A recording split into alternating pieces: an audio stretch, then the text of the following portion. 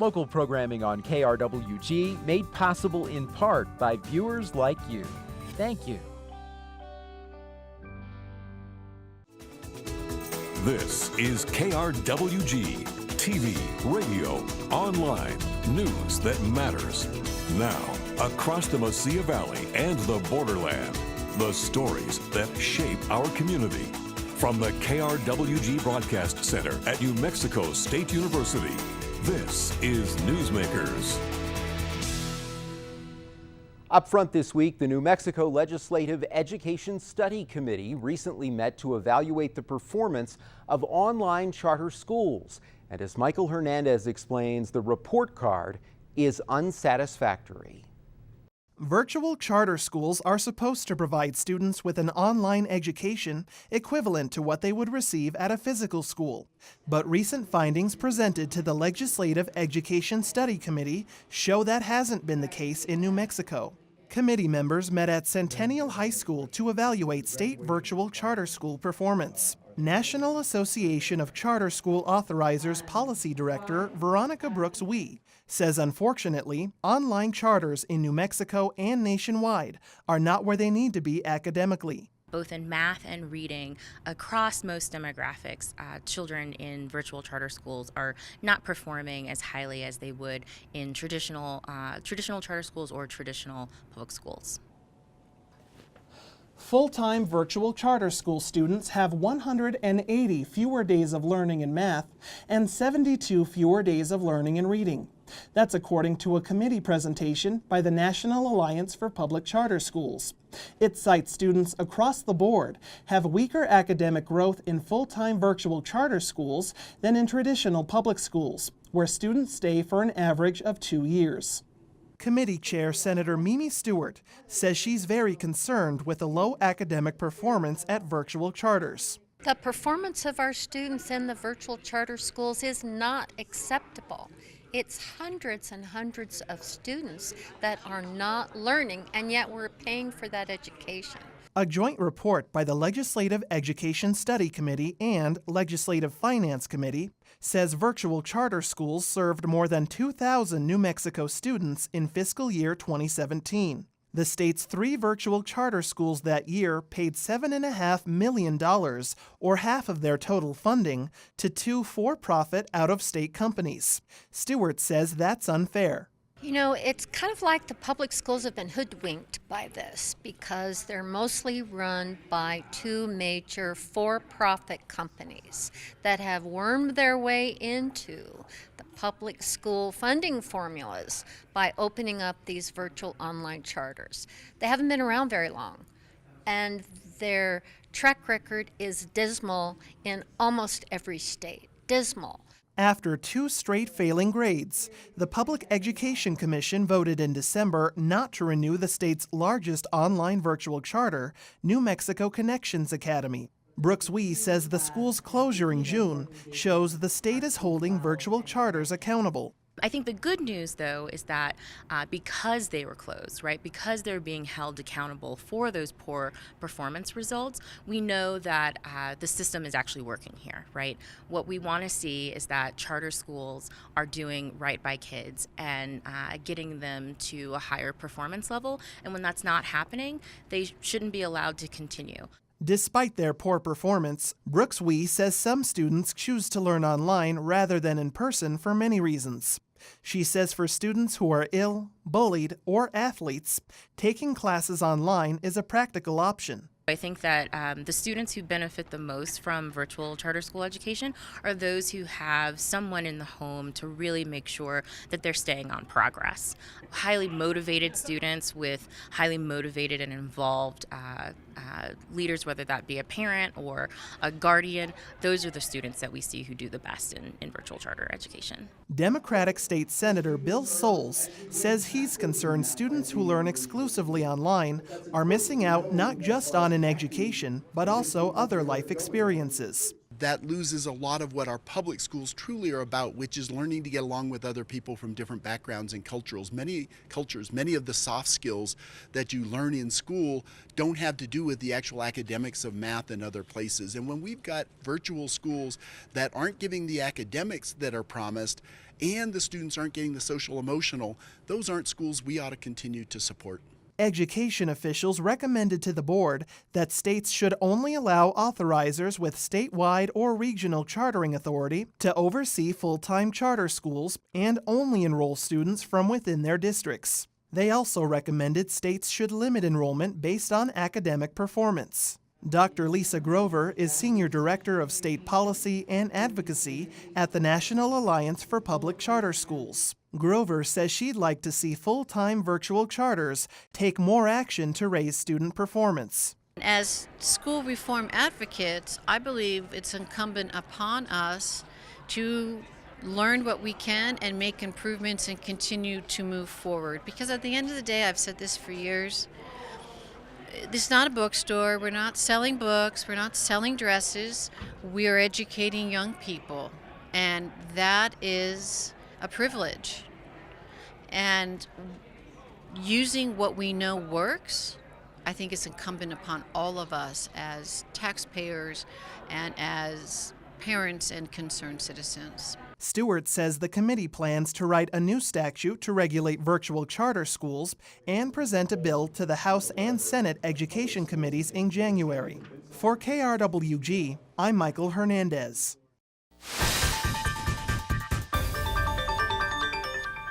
Hello and welcome to In Focus. I'm Anthony Moreno. Today we talk about trade, tariffs, and business along the borderlands.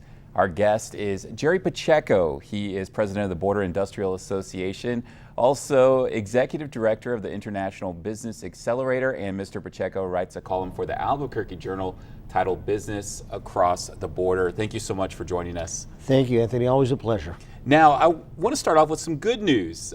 You have a new business relocating to Santa Teresa. Yes, we have a new corrugating operation, which makes cardboard for packaging. They also have their own printing operations called CSI. Company out of Renton, Washington, Seattle suburbs, wanted to be here at the border. We fought for this deal for 4 years, and they finally signed on the dotted line. They're setting up their production plant right now. So we're looking for New Mexicans to fill these jobs. Now, I want to talk with you about the tariffs that the Trump administration has announced on Mexico, Canada, and the European Union as well.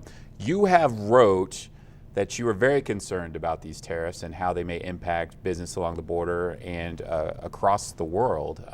Could you share with us, why are you so concerned? Because it's not a black and white matter. Supply chains, particularly let's say on the border, are so integrated. You may have a Santa Teresa-based manufacturer that's supplying an OEM, a buyer in Mexico, but they're using components maybe from Taiwan. They might have some from China. They might have some from Germany. Any tariffs wholesale against a country is going to disrupt that supply chain. Plus, a lot of people don't know, and I always say this, New Mexico is a major automotive production base, and that tends to freak people out because you never think of New Mexico as an automotive production base. But in Santa Teresa, we have a multitude of companies that are supplying the automotive industry in Mexico, or they're bringing stuff out of Mexico and distributing it. So these tariffs that I think the administration views in a black and white manner cannot be viewed that way. You see the disruption, and perhaps even worse than the actual tariff is the day-to-day confusion of trying to operate in this business environment when you don't know what the administration is going to do next. Now, President Trump has tweeted out that the U.S. is losing billions in trade deals. Also, his administration has imposed tariffs on steel, aluminum, and how does that impact workers here in the United States? I mean, there may be some workers that are happy to hear that news who work at a steel factory or something like that. Why should they be concerned? Well, I would imagine if you're at a steel factory that's been shut down for a while, there's hope that it's going to restart. But that's such a small smidgen of the entire steel market. you have to look at the value-added production of that raw materials. Stampers, slitters, metal fabrication companies. Those are the companies that are going to get hit hard with these tariffs. And there's many more workers in that tier of industry than they are making the iron ore into steel. So the effect is much more pronounced of what on that sector, on many more workers that the administration is doing. Now, Mexico has reacted as well in imposing tariffs on the U.S. How big of a concern are businesses where you're located in Santa Teresa that do business along the border with Mexico? Very, very concerned, but I call what's happening between Mexico and the United States in certain areas a phony war. Let me explain that to you. The day that Mexico declared that it was retaliating with 15 to 25% tariffs on U.S. steel and aluminum imports into Mexico, I started getting calls from all of our businesses. I started getting calls from reporters, and I didn't know any detail of how Mexico was going to impose those tariffs. So I started calling the Mexican government, the Secretariat of Commerce. I started calling the U.S. Department of Commerce. Nobody has information. So I've got these companies wondering, well, how does that affect us? Finally, Mexico issues what they call a decree that details how they're going to impose the tariffs. Well, anybody that's participating in Mexico's maquiladora industry, of which a lot of our firms are, they're shipping in bond, duty-free to Mexico already, they're not going to be whacked with the tariff. Well, if you consider that 80% of U.S.-Mexico trade is based in the maquila industry, what is Mexico really doing? Plain politics like we're doing with Mexico. Because Trump did the same thing to them, but there's so few Mexican steel and aluminum imports that come into the United States that it really is more political than anything. However, the confusion of trying to find out whether you're affected, how are they applied, I got to get together with my lawyer and accountant, it's not good for the business environment. Now, the European Union also has said that they're willing to retaliate as well. How is this going to impact the business? I mean, you ever get the feeling that it's us against the world? And that's what's happening right now. I mean, how do we as a nation, how did we get to a point where Canada's an enemy? I mean, we talk about the West Europe being our great allies, and we have this great relationship with the UK. I say that probably the United States has the warmest relationship with Canada of any nation, in our world here. And to get Canada in a position where they're questioning why the president's using national security as a method by which to impose the tariffs, which is what he's doing because we're breaking all World Trade Organization laws and we're impinging upon NAFTA, and he's saying it's national security. Canada outright says that's ridiculous. Yeah, we're going to invade the United States from your northern border. We're lucky to have Canada there, and we're lucky to have Mexico as a partner in the south. It's just it's a hollow political. It's got a hollow political ring to it. Now, Canada's Prime Minister Justin Trudeau has been quoted as saying that they will retaliate dollar for dollar on any tariffs that the United States places on Canada. Canada, Mexico, the United States involved in NAFTA. Obviously, President Trump has made no secrets about his dissatisfaction for that current deal. How do all these tariffs and these, what you call, the rhetoric that we've heard so far from the president and also the countries that we're involved with, how is that impacting the current negotiations with renegotiating NAFTA? Well, that's been punted until after the midterm elections, and I think the elections in November. Let me give you an example of how it affects us, not in the United States, but outside our borders. We have an election coming up in Mexico now in July, and the negative rhetoric that we seem to always aim at Mexico, it seems like every week the administration comes out with something, is influencing the far left in Mexico, and it's emboldened the far left. If you look at the polls, AMLO, Andrés Manuel López Obrador, who's run for president before, and he's very left of the center, is leading the polls, if you believe them, by 20 points. It appears that he's going to win. Now, I'm not saying that's good or bad, but certainly if you take his past and his rhetoric contrary to the United States, we may have no cooperation on immigration, we may have no cooperation on border security. He may just say, you know, you're not going to treat us like this, and fine, cancel NAFTA. We have an open border at the south. I'm not saying that's going to happen, but it could, and that's affecting us. We're not making any friends with our traditional allies, with the population of our traditional allies, by this negative rhetoric. How is this rhetoric from the Trump administration, you know, really impacting the United States standing in the world as a trade leader? Oh my goodness. The post-World War II kind of regime, the world regime in terms of trade and politics and what have you, the U.S. has always been a leader. It's been a leader from a political standpoint in terms of promoting democracy, and of course capitalism is part of that strategy. We've been a leader, and we've been the go-to nation, and we've convinced the world, especially after the Soviet Union fell, that the democracy and capitalism are the two political and economic systems that work in the world, that provide, that generate wealth and provide for the well-being of your citizens. We have just backtracked from that whole strategy, and I don't think the world is viewing us as a leader, at least from an intellectual standpoint, economic or political. I think the world still fears us because we're such a powerful nation from a military standpoint. But our image in the world, from everybody I've talked to, I've hosted Afghan ministers in my office, I've hosted German journalists, I've been to Mexico, I was in Mexico yesterday all day long. I don't think anybody is viewing us with any kind of envy at this point in time. So what happens when the United States, should it lose its standing in trade across the world? How long does it take to recover from something like that? I think it's going to be a long time. And especially when you mention trade, Anthony, China is right there at the doorstep, willing to step in and fill the void. And they're doing that. The Chinese presence in Latin America is just gone up exponentially. Where we're pulling back and we're attacking our allies, China's stepping into Latin America because it sees a trade relationship as a good way politically to be involved in the region. Plus, it's a great way to tap into the talent of the Latin American workforce and all of the natural resources that they have there that this huge Chinese economy is going to need. I can't see any bigger gift that we could have given to China than becoming isolationist in our approach to the world. Now, President Trump, a lot of his argument was that we're, getting taken advantage of by China.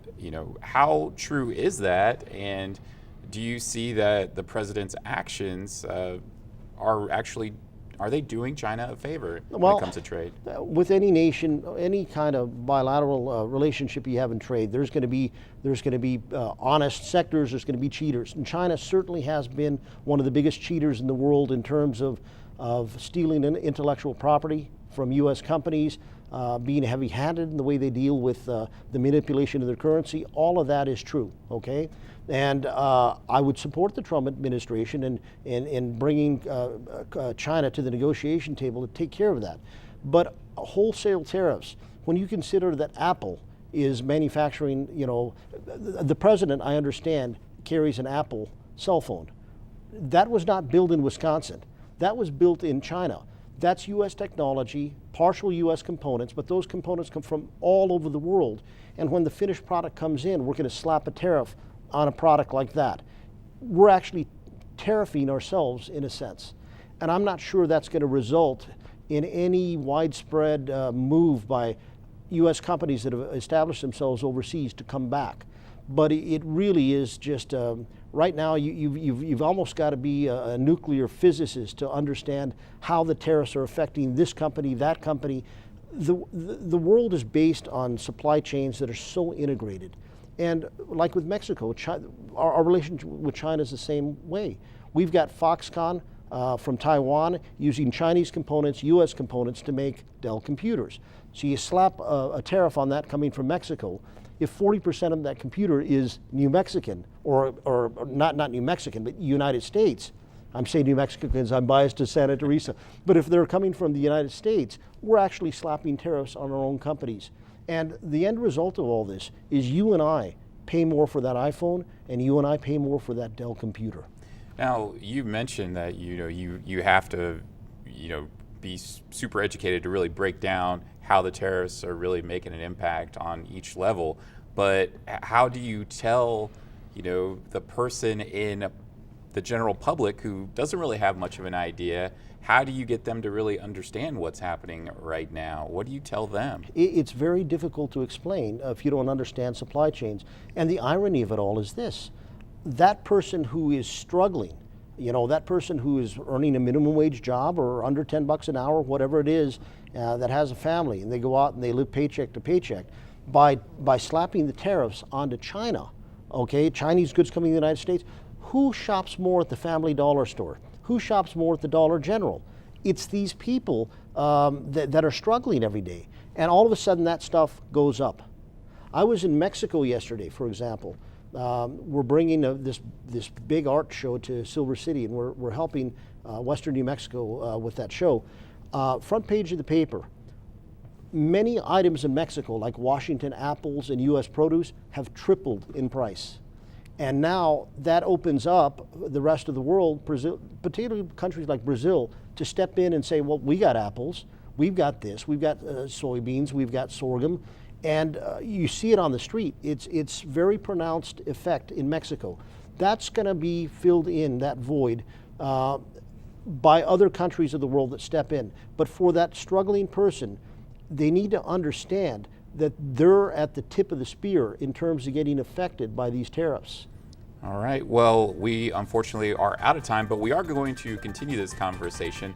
Jerry Pacheco, thank you so much for joining us. Thank you. And we want to thank you for joining us for In Focus. I'm Anthony Moreno.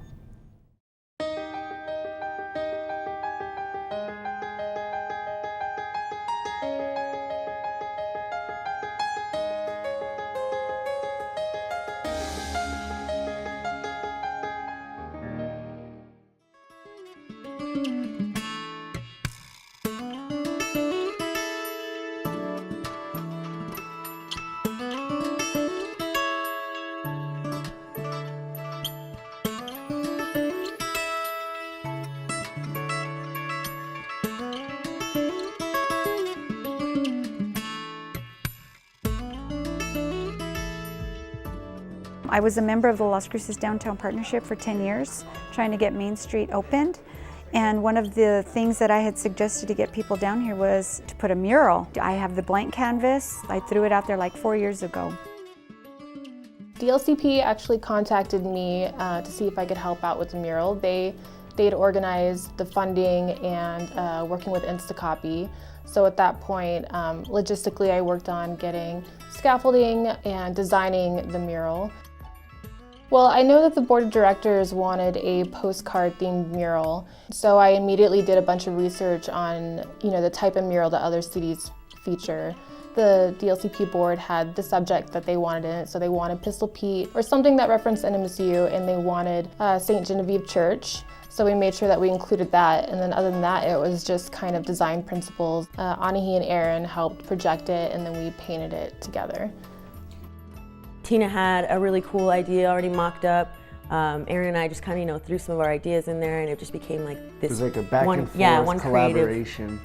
We told her, yeah, we're totally on board, and we actually ended up just jumping on board and helping her. When they finally came in December, I said, I haven't even approved the art. We showed it to Diana, and she loved it. She gave us the approval right away. Once they emailed me, oh, it was beautiful. I said, you have that wall. They picked the wall, actually, because eventually what they want to do is make that what they call Mural Avenue. So we were really grateful for Diana, because the spot is, it's a primo spot. It's very huge. Nice. It gets very little sun, so knock on wood, the mural should look very good for a while.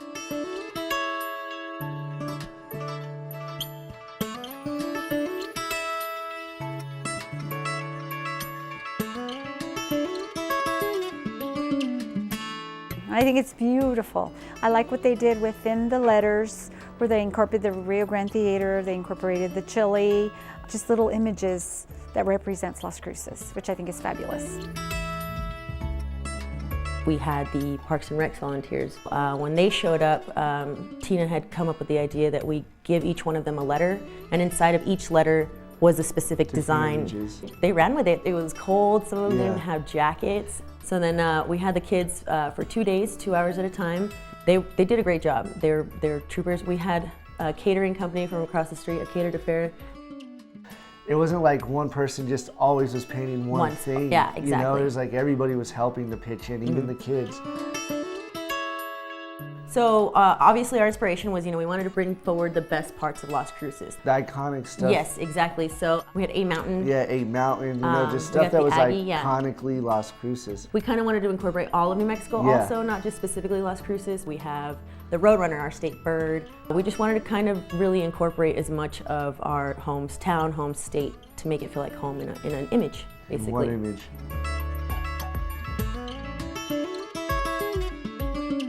It transformed that area in downtown. So you're driving or you're walking and then you see like this vibrant pop of color. So it definitely kind of enhances and changes it a little bit. Makes it a little bit more exciting. While we were painting it, people were stopping constantly all the time to ask us about it, ask us if we were going to paint the more. rest of the Yeah. Oh, we love it. I hope everybody else wants to do murals in there. It was really in the city. positive experience. I don't really ever recall anybody negative. Yeah, no, we had nothing but know? really great response from it. So.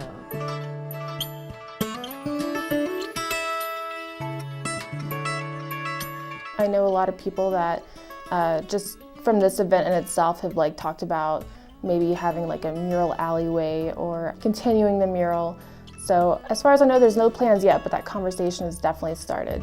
I think they've gotten a good feedback. I think they're going to hopefully get more grant money and try to propose it to the other businesses and get more murals down here.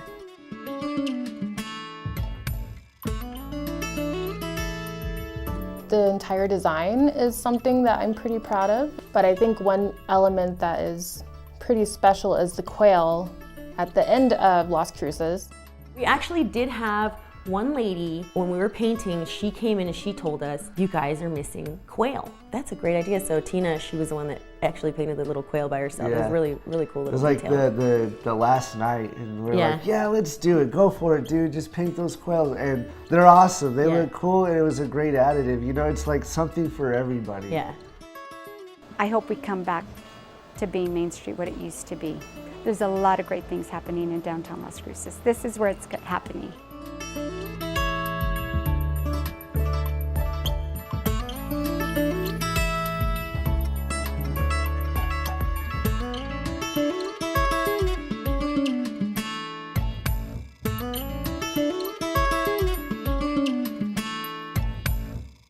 That's our time for now. Join us this week on KRWG Radio. Every weekday, it's Morning Edition 5 to 9, Fresh Air at 11, followed by Here and Now noon to 2, and All Things Considered 4 to 7.